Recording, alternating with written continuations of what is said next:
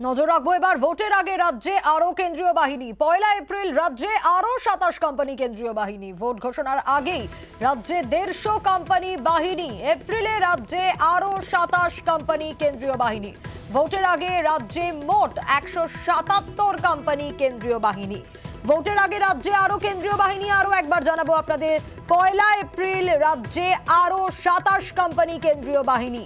Vote ঘোষণার আগেই রাজ্যে এসেছে 150 কোম্পানি বাহিনী, আর এপ্রিলে রাজ্যে আরো 27 কোম্পানি কেন্দ্রীয় বাহিনী আসছে।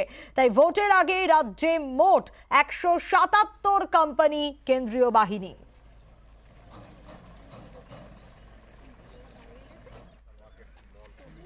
আর এই নিয়ে তৃণমূলের অভিযোগ, তৃণমূল আছে জনগণের সঙ্গে, আর ইডি সিবিআই নিয়ে আর কেন্দ্রীয় বাহিনী নিয়ে রয়েছে বিজেপি। আমরা আছি নির্বাচনে মানুষের পাশে এবং প্রচারে, আর বিজেপি আছে বাহিনীতে। কত কেন্দ্রীয় বাহিনী আনতে পারে সেই প্রতিযোগিতাতে ইডি সিবিআই ইনকাম ট্যাক্সে।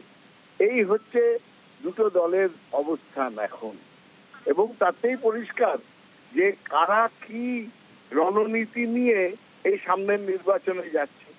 সুতরাং সামনের দিনে মানুষের পাশে যারা থাকবে তারাই জিতবে, সেনাবাহিনী দিয়ে ইলেকশন জেতা যায় না। পাল্টা কটাক্ষ বিজেপিরও। মানুষ কার সঙ্গে আছে সেটা জুন মাসের প্রথম সপ্তাহে সারা পৃথিবীর মানুষ দেখে নেবেন। তৃণমূলের বিদায় আসন্ন, এগুলো পরাজিতের আর্তনাদ ছাড়া আর কিছু নয়। যারা গোটা পঞ্চায়েত নির্বাচনকে রক্তাক্ত করে দিয়েছে, আজকে তাদের কোনো নৈতিক কিংবা রাজনৈতিক অধিকার আছে এই নিয়ে কথা বলার? যার সিদ্ধান্ত এবার কেন্দ্রীয় নির্বাচন কমিশন নিচ্ছে।